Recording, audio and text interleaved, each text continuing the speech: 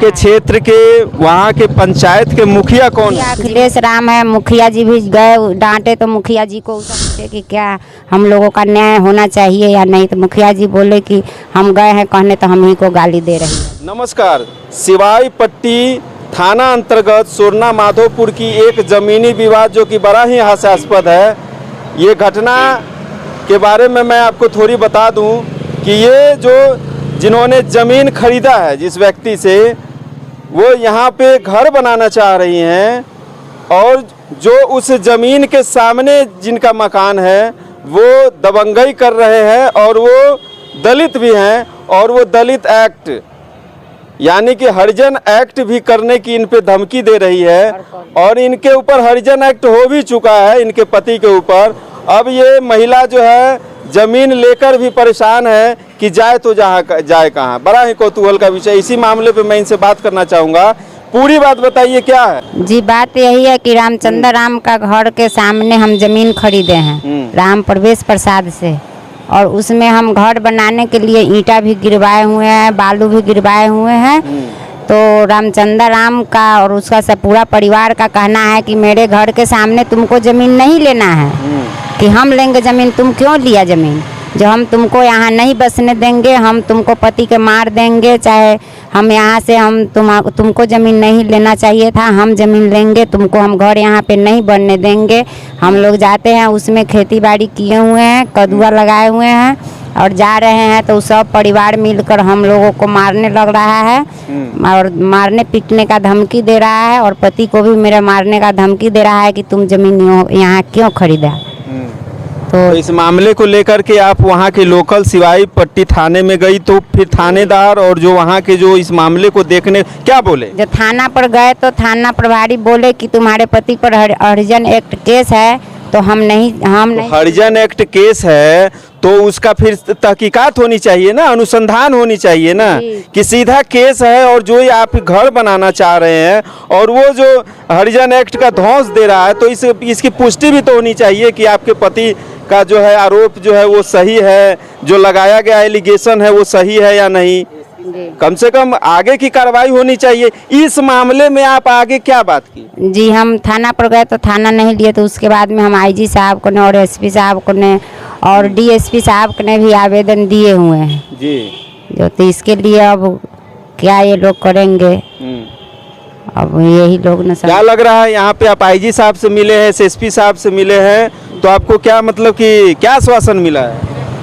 तो बोले हैं कि जाए मिलेगा आपको आश्वासन मिलेगा, लेकिन कब मिलेगा? वो झोपड़ी बना रहा है, उस जगह झोपड़ी बनाने के लिए तैयार है और हम लोग रोकने जा रहे हैं तो हम लोगों को मारने जा रहा है, मर्डर करने। आपके क्षेत्र के वहाँ के पंचायत के मुखिया कौन है? जी, मुखिया अखिलेश राम है। मुखिया जी भी गए डांटे तो मुखिया जी को सब गाली गलौज दिया। मैंने वहाँ के आपके जो मुखिया हैं वो अखिलेश राम है। अखिलेश राम भी जाते हैं और समझाते हैं उस परिवार को, तो वो परिवार नहीं समझता, मुखिया जी को डांट देता है। रात गए समझाने, देख सकते हैं, गए मुखिया जी अखिलेश राम गए बोलने कि तुम लोग ऐसे क्यों कर रहे हो, कि पर पंचायती जब करा लिए हुए हो तुम तो फिर काहे ये सब कर रहे हो। तो मुखिया जी को गाली उली दिया, सुशीला देवी गाली दी, रामचंद्र राम गाली दिया, रविंद्र राम गाली दिया, सब मिलकर पूरा परिवार गाली दिया उनको। मुखिया जी लौट कर चले आए। मुखिया जी से हम लोग पूछे कि क्या हम लोगों का न्याय होना चाहिए या नहीं, तो मुखिया जी बोले कि हम गए हैं कहने तो हम ही को गाली दे रही है सब। नहीं तो इसके लिए आप जो है आपका ज़मीन है और मुखिया जी अगर गए वहाँ पे नहीं मान रहे हैं, आप यहाँ प्रशासन एक बार वहाँ पे आप जो आपके थाना है और थानाध्यक्ष है उनसे आप कहिए कि मामले को सही रूप से तहकीकात करें, क्योंकि आपका घर बनना जरूरी है। जी, जरूरी है कि नहीं? जी। तो थाना प्रभारी बोल रहे हैं कि हम बोलू नहीं जाएंगे, तुम्हारे पति पर हरिजन एक्ट है, हम नहीं जा, तुमको जहाँ जाना है तुम जाओ। थाना प्रभारी क्या कह रहे हैं कि आपके पति के ऊपर हरिजन एक्ट है? जी, तुम्हारे तो जाइबे नहीं करेंगे? जी नहीं, हम नहीं जाएंगे, जाओ तुम पहले तुम्हारे पति का अरेस्ट करेंगे, उसके बाद कोई निर्णय होगा। तो यह बात आप आईजी महोदय को, एसपी साहब को बताए हैं? जी। क्या बोले हैं? बोले हैं कि ठीक है देख लेते हैं, डीएसपी साहब से हम जांच करवाएंगे। डीएसपी साहब मामले की जांच करेंगे? जी।